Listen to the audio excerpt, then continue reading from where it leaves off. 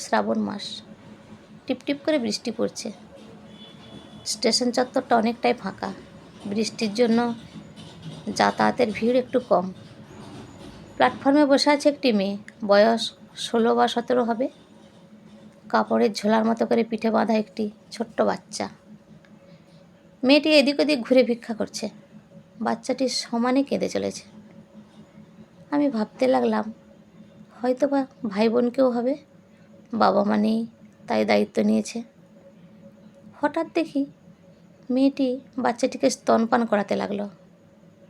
আমি স্তব্ধ হয়ে গেলাম। কি করে সম্ভব? এইটুকু একটা বাচ্চা মেয়ে। মেয়েটির কাছে এগিয়ে গেলাম, বললাম, তোমার বাচ্চা? মেয়েটি ঘাড় নাড়িয়ে হ্যাঁ জানালো। বললাম, ওর বাবা কোথায়? মেয়েটি আবারও ঘাড় নাড়িয়ে জানালো, ওর বাবা নেই। পাশে বসে থাকা এক ফল বিক্রেতা বৃদ্ধার কাছে জানলাম, মেয়েটি ভালো স্পষ্ট কথা বলতে পারে না, নিজের বলতে কেউ নেই, স্টেশনেই থাকে, ভিক্ষা করেই দিন চলে। লম্বা ছিপছিপে ফর্সা গড়ন, অনাহুত যৌবনের লুণ্ঠিত পরিণতি সারা দেহে। পিঙ্গল চুলের রাশি অবিন্যস্ত হয়ে ছড়িয়ে আছে পিঠের উপর, একরাশ নৈরাশ্যের বিরক্তি নিয়ে। তেল, শ্যাম্পু, চিরুনি সবাইকে হারিয়ে। পরনে একটি লাল আধময়লা শাড়ি।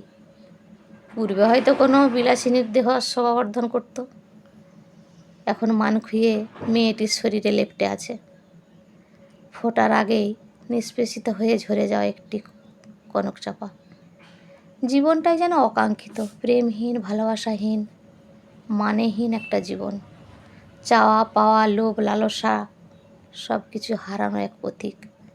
পথ আছে, চলার শক্তি নেই। হাসি, আনন্দ, সুখ, ভালো লাগাগুলো লুণ্ঠিত হয় এদের রাতের অন্ধকারে। আর তার ফল বয়ে বেড়ায় প্রকাশ্য দিবালোকে মেয়েটি। বিবেকহীন, মনুষ্যত্বহীন, রুচিহীন পশুর দল অসহায়তার সুযোগ নেয়। মেয়েটিকে বললাম, বাচ্চাটিকে দেবে? মেয়েটি বুকে চেপে ধরল শিশুটিকে। পাশের বৃদ্ধা বলল, ও দেবে না মা, বাচ্চাটিকে ছাড়া ও বাঁচবেই না। বুকে করে আগলে রেখেছে। মনটা খুব ভারী হয়ে গেল মেয়েটিকে দেখে।